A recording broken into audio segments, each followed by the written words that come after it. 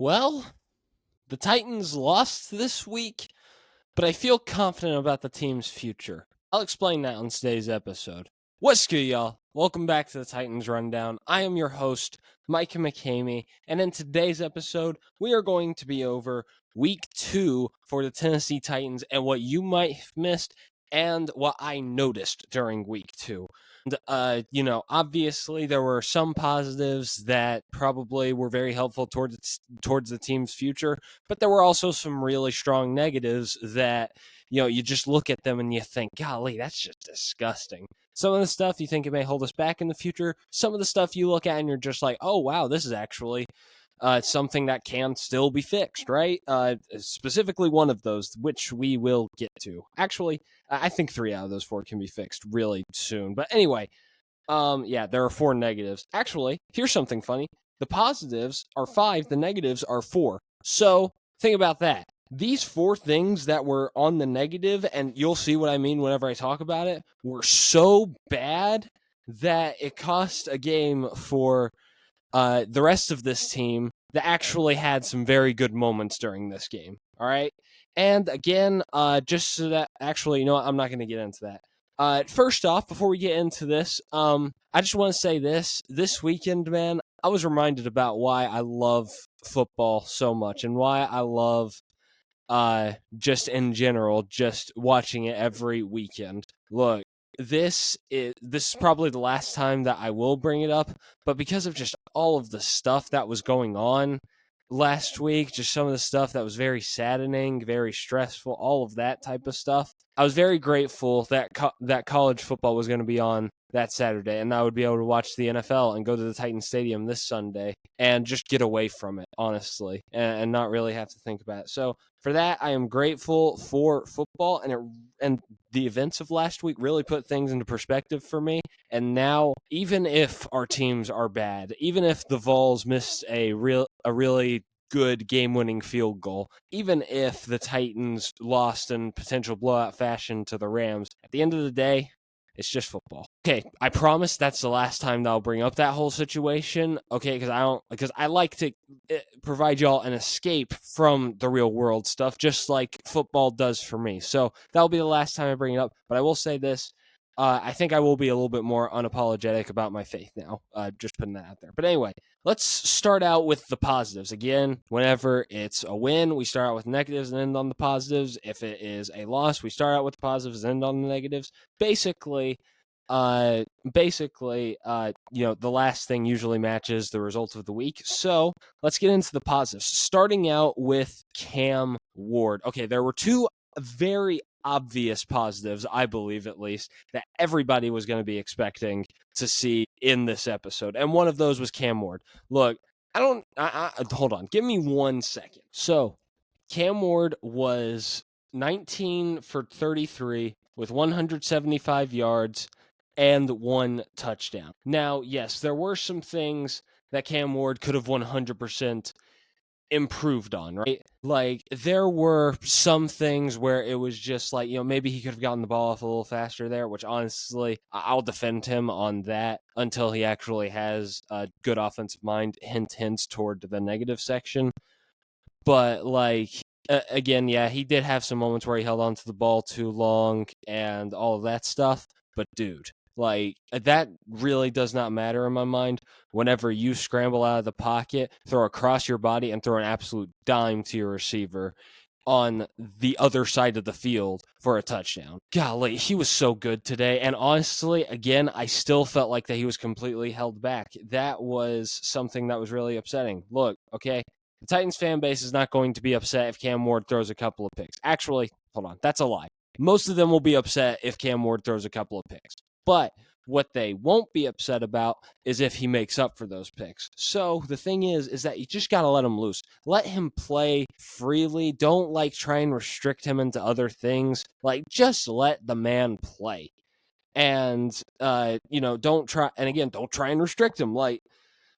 I just, man, it just does kind of frustrate me how much I feel like that this really solid quarterback that actually could be having one of those really great rookie seasons right now is being completely held back by his terrible head coach. And I would not be shocked if I'm saying it at this point, when Callie gets fired, that the interim head coach comes in. Cam Ward is absolutely balling like we were expecting him to. And again, Titans fans are more optimistic about the future than ever by the end of the season. That's my prediction for what's going to happen, at least. But anyway, going back to Cam Ward, again, just a really good game from him, honestly. Even with the really bad and banged up O-line, he still played pretty solid. Even with some of his receivers just not getting open consistently, he still played pretty solid. But again, just overall, I just don't know what else to say. Good game by Cam Ward. And again, the stats finally mixed with the actual production. So now, stat sheet warriors can't say that Cam Ward had a bad game, which honestly I kind of love. Anyway, going into the next one, first off, I'd like to go back to that passing touchdown that Cam Ward had. Who was it again? Oh yeah, Alec Eomanor. That's the next positive on this list. Alec Eomanor was an absolute beast today. He had an incredible one-handed catch. He was the only receiver consistently getting open and consistently having his hands used pretty well. And just overall, just a really solid game from him. I have him on a lot of fantasy football benches, and honestly, I'm very grateful that I made that investment because he has been because, like, again, I think that he's an absolute steal, honestly, from being an undrafted free agent, to say the least. Like, again, I thought he was a steal in my fantasy football drafts. I think that he was a steal in the draft, and golly, this game was a perfect sign of what I think the future is going to be for this kid. I think that he is going to be an absolute dog in the NFL, especially whenever, again, he gets an actual offensive mind. So, again, overall, Alec Eomanor, really good game. Really hope that he keeps this up, honestly, because Cam Ward does need a weapon that he knows that he can go to. All right, next positive is the secondary, and I'll just bundle this in. The secondary and the linebackers. Now, Cody Barton had an interception. That was the obvious thing. But here was the thing, right? Apart from, like, at the very end of the game, whenever it definitely seemed like that the team was starting to just kind of lose its energy for the game, like, you could see that the linebackers weren't letting too much up. Like, there weren't really that many big runs. There were a couple of pass plays up the middle, but it was usually because because a DB got beat. Not to discount the DBs, though. L'Jarius Sneed, even though Davante Adams had a good game, I still felt like that L'Jarius Sneed did everything that he could against Davante. I thought that he played a very solid football game. And the people that are saying that was bad, I don't agree with you. Not because of the fact that it didn't look like it, because, yes, if you look at Davante Adams' stats, you probably think, he could have played better. But, hear me out on this. What if it was more so the fact that the defense was just starting to just slowly lose drive to actually do anything because the offense couldn't get anything going? Have we thought about that? That is something that I think is truly why this was happening, was because it would be a 3-and-out and a punt so much that L'Jarius Sneed, coming off of an injury, probably got tired after a little while, and he just started making some serious mistakes. Here's the thing. People underestimate how many mental mistakes you make whenever you are very tired. Like, again, should he be tired? Probably not. But I will defend him because this was his first full game back as an NFL starter. Like, my thing is that this guy is going to get back into football shape over the next couple of weeks, and I think that you'll see him play a really solid piece of football. But also, nice redemption week from Jarvis Brownlee. Didn't really hear his name that much today, and I think that is a very good thing, honestly. Amani Hooker got a nice little sack, and he was the only person to get a sack. That's ridiculous. But overall, again, just like a really good game by this secondary and by the linebackers as well. Anyway, golly, what was that? I just heard this weird sound in my right ear. Some teams may know what I'm talking about. But anyway, I just wanted to mention those two things. Again, overall, pretty good game by the secondary and the linebackers. Now, I want to talk about the special teams as the last positive that we have here. Dude, I always had heard that John Fassel, or Bones himself, was like a special teams mastermind. But I never thought that it was to this point. Like, I thought that he was like a really good special teams mind, but it's going to take him a minute to completely get the Titans back on track. No, the special teams may be the best unit that we have on this football team. I 100% believe that. They have been really solid so far this year. Joey Sly went 4 for 4 on field goals today. And just looked really like solid. He made a really long 58-yard field goal, big time. So like again, Joey Sly looked really good. Johnny Hekker looked really good. I also want to give a shout out to our gunners and to everybody else on that special teams that like again, they weren't letting up anything after the punt happened.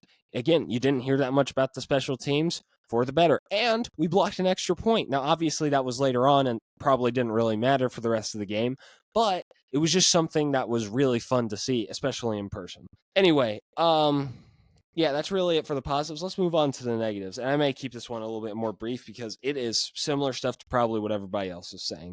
Coaching. Yeah, okay. I've already hinted at this. Coaching was absolutely terrible today. I still don't think Denard Wilson was that bad, but offensive coaching was just absolutely terrible. Some really weird play calls. The amount of screens that Callie was calling was a little off to me. Like, look, if you're calling screens and they're working, yeah, sure, throw as many screens as you want. But if you're throwing screens and they consistently are getting 2 yards or less and every time that you run them, why are you still running them? That's all. That's my piece. That's all I want to say about the screen passing crap that's going on with the Tennessee Titans right now. I also want to mention this was something that I remember I talked about with a family member, my dad specifically, and the person that was sitting behind us actually. Gosh, what really did make me upset was that we had 27 seconds left at the end of the first half with with 2 timeouts, and we elected to play for the field goal. Again, I don't know what it is about Callahan. He's a coward as a head coach. I don't get it because, like, I mean, like, one of the reasons that we brought him in was that it wasn't going to be run, pass, punt, repeat. Like, that was what we were expecting. We were expecting some more unpredictability in the play calling. And, well, sometimes it's been unpredictable because it's been so bad that nobody would even think in their right mind to do that. But it has also just, like, again, it's just been kind of the same old whenever it comes to play calling. I preferred Tim Kelly. I just want to put that out there. Now, look, if you watched this whole thing during my first season, which, by the way, if you did, I love you and you deserve all the love. But again, that's a lot. But still, like, if you were watching me in my first season, you know that I wasn't fond of Tim Kelly. I thought he was okay. I thought that he was better than Todd Downing. But honestly, like, I would much prefer Tim Kelly as an offensive play caller right now. And that is saying a lot if you know me and you know how I felt about that, right? Just ridiculous, man. Like, he's on the level of Todd Downing whenever it comes to play calling. Like, he is that bad. And he doesn't even have the good play design that Todd Downing did. Because at the very least, if you wanted to criticize Todd Downing, like, go at it. He was a terrible play caller, but he had some neat play designs. And honestly, I think that if he's put with the right team, I think he works really well as a passing game coordinator. But that's neither here nor there. Again, just really bad coaching today. And honestly, it just keeps on fueling the fire for Callahan getting fired.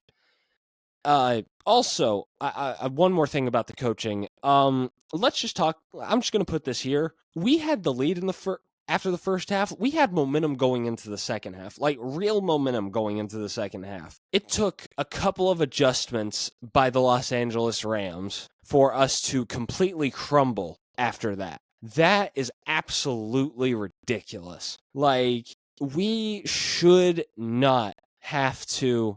Like, we should be able to at least take that momentum going into the second half, maybe stop the Rams from scoring at all on that first drive, and maybe score a touchdown of our own. Imagine what that type of dagger could have been. But nope, the defense crumbled. It was one of the only times that it really did do truly, like, horrible in the day. And even then they still got to stop in the red zone, which kept it just tied.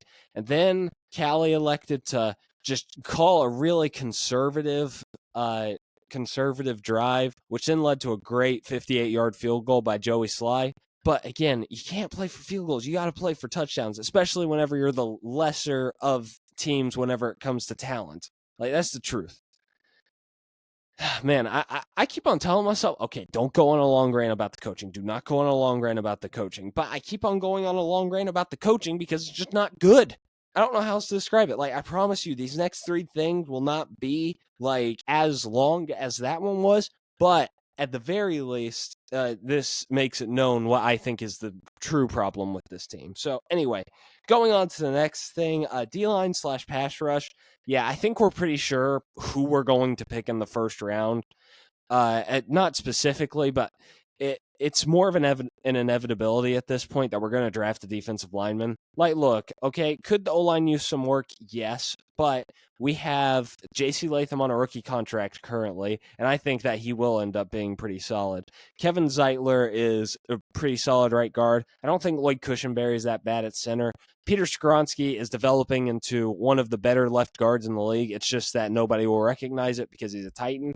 And Dan Moore is under a big contract. That's really the only reason that I don't think we can get rid of him. And then, and just like, honestly, I caught myself off guard because it felt like I was more going about my next negative, spoiler alert, but like, but again, that's just me proving the point about like O-line. Okay, we can stay off of that for one more year, but D-line, we've got to get somebody like really badly. Not JC Latham. Femi Oladejo didn't really play that great. The pass rush was almost non-existent. Run stopping was pretty solid up until the very end. But the pass rush, again, Jeffrey Simmons, not a pass rusher, especially without T'Vondre Sweat. Edge rushers, not really that good at pass rushing. I think that we've learned very quickly that Draymond Jones is not a full-time outside linebacker, and it was a similar thing with Arden Key that like we just learned after that first year, this dude should not be starting on an NFL team. So again, we really need an edge rusher in this next draft, and I think that we will get one, and I think that the defensive line will improve because of it. And honestly, like, I do think that we are one good edge rusher away from that D-line being just absolutely elite. They don't want to tell you that, though, because, again, we're the Titans. But if we get Big Jeff under contract for one more big contract, T-Sweat keeps on playing as well as he does whenever he's in there, and we get a good pass rusher on top of that, I don't even care who's on the other side of the defensive line. Actually, if anything, those three will probably make that dude look really, really good. And honestly, I would be fine if it was Femi Oladejo and we let him just keep on developing on that side of the D-line. Give him easier matchups because the other three are so good. But anyway, again, I do think that this D-line is close to being really great. It's just that for now, it's not because the pass rushing presence is just not there. So again, do think that they're close, just not yet. Okay, O-line, right tackle specifically. Again, can't blame John Njoku. He should not be starting in an NFL game. But the truth is that we are missing J.C. Latham, who, again, I don't think is a bad right tackle. Honestly, I think that he had a rough week one, but again, it's just a really good pass rush that the Denver Broncos defense does have. And I do genuinely believe that if we were to have J.C. Latham in this game, I don't even know if I mentioned the O-line in this, not because they still didn't have some bad moments. Like Dan Moore, obviously, is always going to have his moments. And the center and the inside of the O-line, I don't think is really that bad. I think that truthfully, the only thing that is bad is, well, Dan Moore. And I do believe that this O-line would have actually improved significantly if J.C. Latham was able to play in this game. I don't know if anybody agrees with me on that, but I do think that is true. So again, just overall bad O-line play, and man, honestly, I'm very hopeful that we take a shot at like a second round or third round left tackle to just try and develop under Dan Moore while he's still under contract. So that way we can get somebody really solid at that position in a few years from now that will be better than Dan Moore. But again, we just have to see on that one. Okay, last thing, the rest of the wide receivers. This one will be really quick.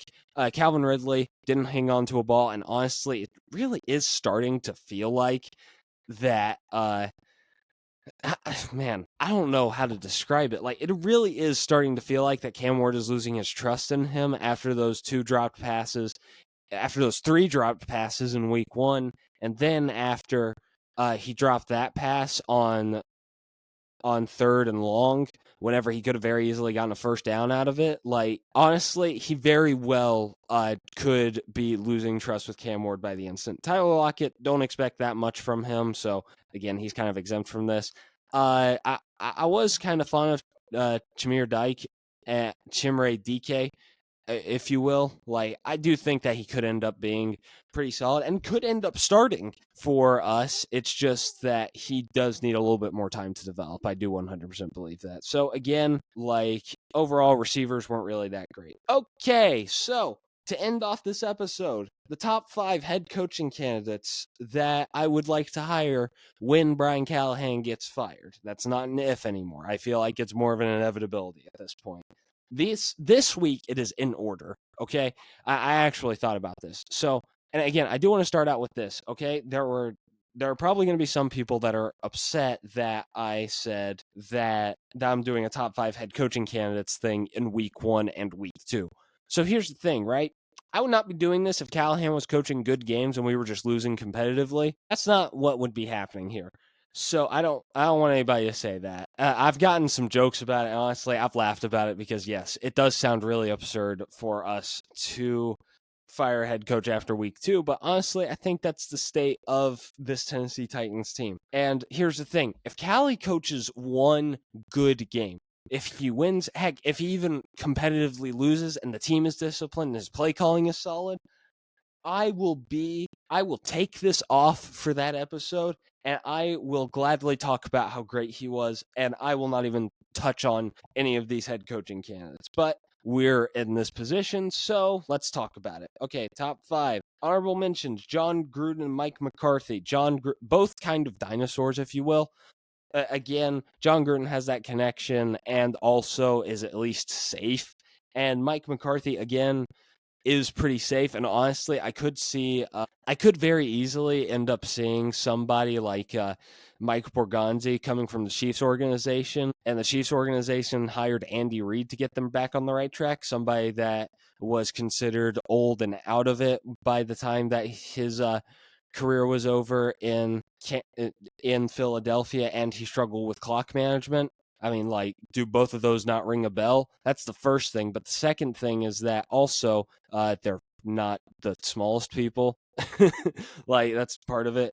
That's part of the comparison there. But still, like, honestly, do genuinely believe that Mike McCarthy could be given a second chance. He actually ends up being pretty decent. Do I think he'll be great? No, but I think he ends up being a little bit better than people are expecting. I actually think that he has had some decent moments he had some good moments with the Dallas Cowboys. They just couldn't get over the hump in the playoffs, which honestly I'm thinking is just a curse at this point. Anyway, going into the actual list, number 5, offensive coordinator for the Vikings, Wes Phillips. Now, I know that we are very cautious of hiring a non-play calling head coach to be the next head coach of this football team. Okay, I get that.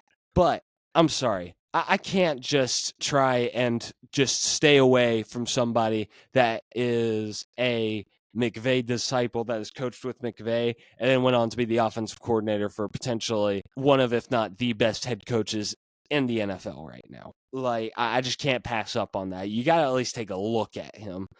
And again, I do think that he is probably a very good teacher. And just overall, I don't know what it is. I like Wes Phillips as a head coaching candidate. And also, I feel like this coaching carousel, I think there are really only 3 like really great options where I'm just like, oh yeah, that's the guy that I want leading this team for the next decade of our NFL organization, right? Like, there are only 3 of those, and they are my top 3 that I would actually say, like, oh yeah, this is a guy right here. So again, this is more of a testament to how weak the coordinator to head coaching field kind of is right now. But anyway, number 4, Clint Kubiak, Seahawks. I think that he has the chance to be a pretty good head coach. Don't think he'll be anything like insanely special, but I do think he can be a pretty good head coach. They got a big win this week against the I believe it was the Steelers. Yeah, Steelers. And he called a pretty good game there. And just, again, like, I do actually believe that he is a very solid offensive mind that just really did not have much to work with in New Orleans. The fact that offense looked competent for a couple of weeks is an absolute miracle. And that is something that should be a testament to Clint Kubiak. And again, I actually think that he's one of the more dark horse candidates for a head coaching job and to actually become a pretty great head coach. But but again, my personal opinion is that that's all he is, a dark horse. I don't think that he will actually end up being a great head coach if he did get the opportunity. I think that he would end up being a decent head coach, and that's really about it. Anyway, moving on to the top three. Now, these are the guys that I'm just like, yes, if we hired those guys, I would jump in a pool out of pure excitement. So number 3 is Jesse Minter, defensive coordinator for the Chargers. The only defensive mind that I have on this list, and for good reason too. This guy is an innovator in the defensive coordinate in the defensive schematics space. It's something that the Harbaughs consistently look for in guys, and this guy is absolutely no different. Great defensive mind. And again, coaching under the Harbaughs, they let you kind of do what you do with your side of the ball. Like, they're basically glorified head coaches of the offense or of the defense, kind of like what Sirianni has going on in Philadelphia. Like, Vic Fangio is the glorified head coach of the defense for the Philadelphia Eagles. The same thing goes for last year, at least. Same thing goes for what Kellen Moore was last year for the offense of the Philadelphia Eagles. And then the head coach is like the culture guy that's keeping everything glued together and keeping the team disciplined. That is the philosophy of those head coaches, and I finally have realized that. But still, it doesn't mean that those coordinators don't get great head coaching experience while they're doing it with the Harbaughs. Like, I think that Jesse Minter would be a great hire, and I think he would be a great head coach. So again, Jesse Minter, really solid option. Number 2, I have Todd Monken, offensive coordinator for the Ravens. Now, again, this is something that is interesting to some people because some people may think that he is a little bit too old for their taste. And I get that. That's fine. But I actually think that this guy, man, it's hard. This guy may be the most likely to get the job, at least in my opinion. And it's more so just because I do think that this team wants to go with an offensive mind as their head coach. But there also is part of me that thinks that they don't want to risk hiring a young, proven guy again and missing out again on that person. And that makes me think that maybe they want a more experienced guy that's been there, that's done a lot of really great stuff as an offensive coordinator, and just like overall has just been widely renowned as one of the best offensive minds in the game. Like, think about this. He made Stetson Bennett look like a Heisman candidate. Do I think that he should have been in New York? No, I still think it should have been Hendon, but obviously I'm biased. But, like, again, really just great offensive-minded coach. And again, he's going to have experience of what it's like coaching NFL players because of his stint with the Ravens. And like, I just don't know, man. I really like Todd Monken. And he could end up at number 1 if it wasn't for the fact that the number 1 spot, I genuinely believe, is one of the biggest innovators in the game right now whenever it comes to the offensive side of the football. And that's Joe Brady, offensive coordinator for the Buffalo Bills. You guys are so stinking lucky. I just want to say that, Bills fans, that y'all kind of lucked into Joe Brady. If I had to state my opinion, y'all hire Todd Monken and y'all hire Joe Brady as the quarterbacks coach. Wait, did I say Todd Monken? I meant golly, what was his name? You know what? I can't remember his name, but again, you hire a really bad offensive coordinator who ends up getting fired at his next coaching job, and then you get Joe Brady as the interim. He makes Josh Allen look the best that he has looked since his MVP candidacy. And then you hire him as the offensive coordinator, and now he's considered one of the best offensive minds in the entire game, including head coaches. Like, that is absolutely insane to me. Imagine what would have happened if the Bills would have just listened to the fans and kept that offensive coordinator and not let him be or just kept that offensive coordinator and let Joe Brady stay at the quarterback coach position. Like, imagine what would have happened if that happened. Honestly, like, I don't know how much changes, but I do think that something does change big time.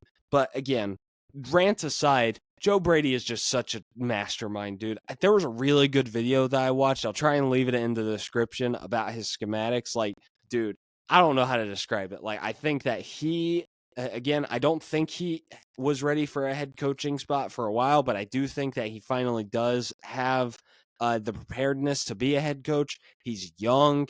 He has, again, a great offensive mind, and he's really known for elevating the talent around him. Like, I think that he could elevate Cam Ward. I think he elevates Alec, Calvin. Like, I think that this would be a home run hire for the Tennessee Titans if they decided to go in that direction. The only thing that I'm really scared of about not being able to hire Joe Brady is the Miami Dolphins having the first overall pick and there being a very obviously great quarterback available with the first overall pick. And then Joe Brady is just like, okay, I got to take the Dolphins job because I'm going to be able to develop this quarterback from the ground up. Right. That's something that I'm a little worried about. But apart from that, like, I think that we have one of the better jobs. Again, this team, I 100% believe, is so close to being good. I 100% believe that. I think that we just need like an edge rusher. And again, I think we can live with Dan Moore as our left tackle. I don't think he's like good, but I do think that we can live with him as our left tackle. And I think that we may need one more receiver, but I think Ellick's really good. Calvin Ridley, whenever he's on, he's good. And again, just like I think that this team is so close to being good, it's just being held back by a bad head coach and some other just small inconveniences. And okay, last thing. Next week we play the Indianapolis Colts. Honestly, don't expect much. Whenever we were going into the season, I was thinking, okay, maybe we lose the first two games, but I did actually predict us to win this game. I would have said, I'll be honest, if I would have discussed this last week, I would have said that we would have lost. If that's the 100% truth. But anyway, next week we play the Indianapolis Colts. I don't know how to describe this game. I was thinking that, okay, we may lose the first two games, but we will at the very least beat the Colts. I'm starting to doubt that, honestly. The Colts have actually looked really good the first few weeks of the season. There's nothing else to that, honestly. Like, they've just looked really solid to start the season. I don't know how else to describe it apart from the fact that, like, it's not good for the Titans because, honestly, I could definitely see a world where the Colts just absolutely kill us. Now, do I think that they will? No. I think this is a competitive game, but I do think that the Colts win. And that's really all I got. That's it for today's episode. I have Instagram and Twitter under the Titans Rundown if y'all want to go check those out. And again, thank you to Thunder Radio for having me on your radio. I just wanted to say I'm really grateful for that. But that's really all I got. It's going to do it all for me. This has been a rundown of your Tennessee Titans. I love y'all, and tighten up.